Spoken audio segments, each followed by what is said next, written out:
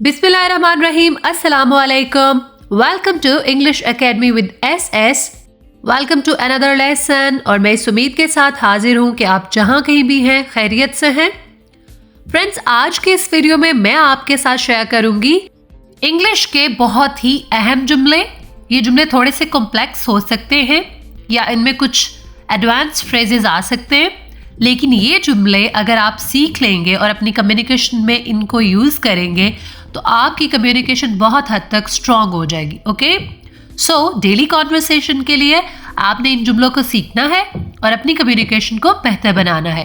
तो मेरी आपसे ये रिक्वेस्ट है कि इस वीडियो को एंड तक देखिए और इस लेसन को लर्न कीजिए, और मैं कोशिश करूंगी कि थोड़ा थोड़ा हर सेंटेंस को मैं एक्सप्लेन करती जाऊं। ओके, तो अगर आप मेरे चैनल पर नए हैं और मुफ्त और लगातार इंग्लिश सीखना चाहते हैं तो अभी इंग्लिश एकेडमी विद SS को सब्सक्राइब कर लें।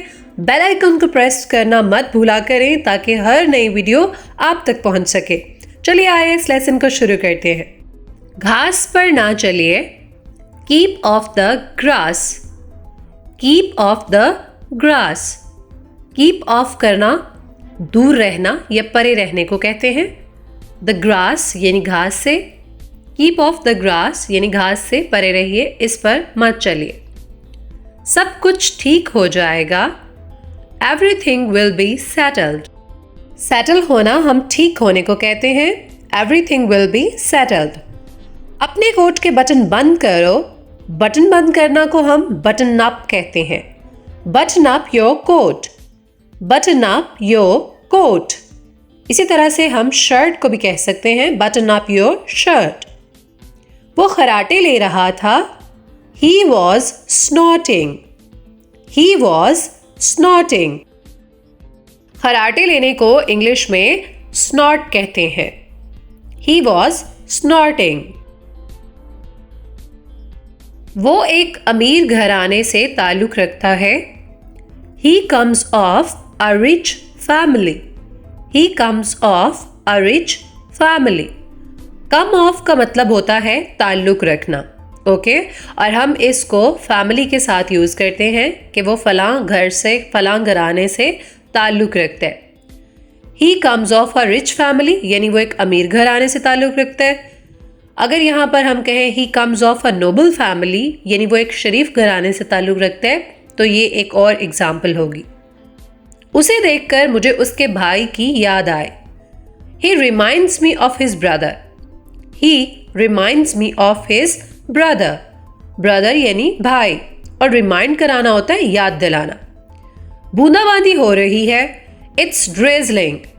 It's drizzling. वो एक माह के अंदर पहुंचेगा, He will reach within a month. Within a month यानी एक माह के अंदर अंदर। जैसे हम कहते हैं ना, मैं 1 घंटे के अंदर अंदर पहुंच जाऊंगा यानी विद इन एन आवर, इसी तरह एक माह के अंदर अंदर within a month. All right friends, next sentence is खुराक को अच्छी तरह चबाओ। Chew your food properly. Chew your food properly. Properly यानी अच्छे तरीके से। मुझे 5 बजे जगा देना। Wake me up at 5 o'clock. Wake me up at 5 o'clock. मुझे जगाना यानी आप किसी से कह रहे हो कि मुझे जगा देना, सो हम कहेंगे wake me up. At 5 o'clock घड़ी का टाइम है तो हम at यूज करेंगे। 5 o'clock 5 बजे। उसे पैसे का हिसाब देना होगा। He will have to account for the money. He will have to account for the money. Account for कहते हैं हिसाब देने को। उन्हें आपसे मिलकर खुशी होगी। He will be pleased to meet you. He will be pleased to meet you. Pleased से मुराद है यहाँ पर happy, delighted. Okay? So he will be pleased to meet you. Let's move to the next slide. उसने कहा कि मैं मसरूफ हूँ। He said that he was busy. He said that he was busy. उसके पास पैसे नहीं थे, इसलिए मैंने बिल दिया। He had no money. That is why I paid the bill. He had no money. That is why I paid the bill. Paid the bill, bill अदा करना. मेहनत करो वरना फेल हो जाओगे. Work hard, otherwise you will fail.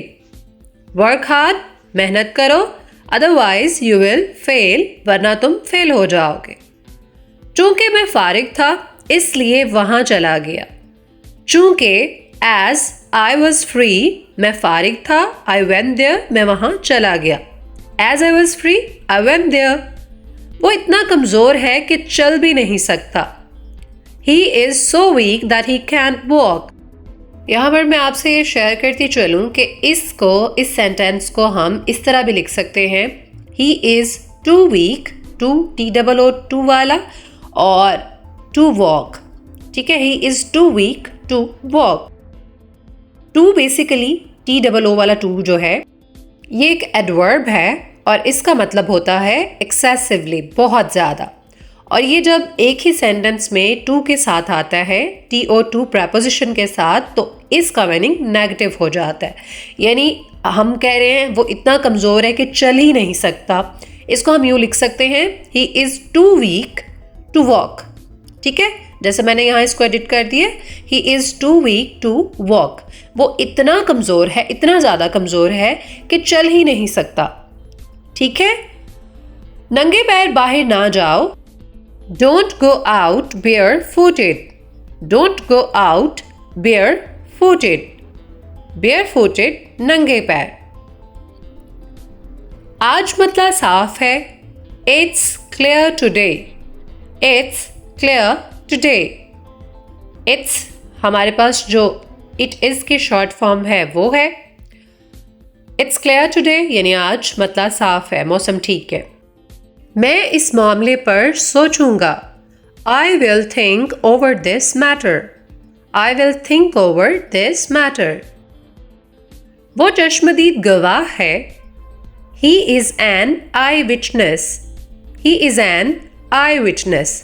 I witness चश्मदीद गवाह को कहते हैं. मेहरबानी करके मेरा मजाक मत उड़ाओ. Please do not make fun of me. Please do not make fun of me. मेरा ताल्लुक तो दरमियाने दर्जे से भी नहीं, यानी हम कहते हैं ना, मैं तो मिडिल क्लास भी नहीं हूँ, दरमियाना दर्जा, middle class. I am not middle class even. I am not middle class even. Middle class दरमियाने दर्जे से. मैं 1 घंटे में तुम्हारे पास होऊंगा.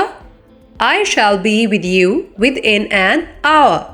I shall be with you within an hour. ये अगेन यहाँ पर 1 घंटे में कह रहे हैं ना, तो इट मीन्स 1 घंटे के अंदर अंदर.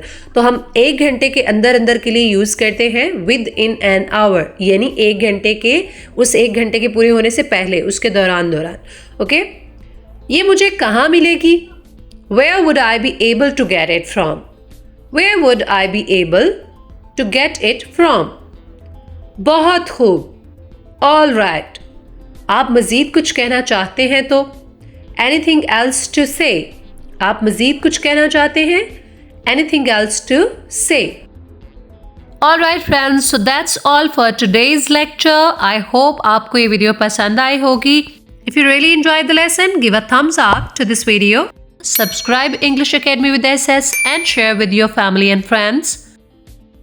I hope to see you soon with another lesson. Take care. Allah Hafiz.